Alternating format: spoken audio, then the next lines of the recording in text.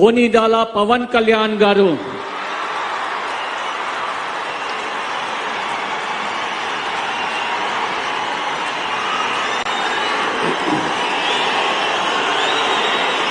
నేను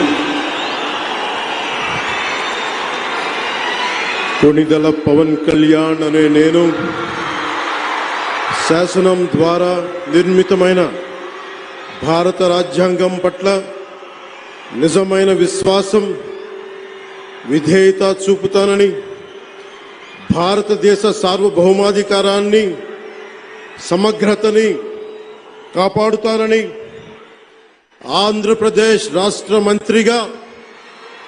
నా కర్తవ్యాలను శ్రద్ధతో, అంతఃకరణ శుద్ధితో నిర్వహిస్తానని, భయం గాని, పక్షపాతం గాని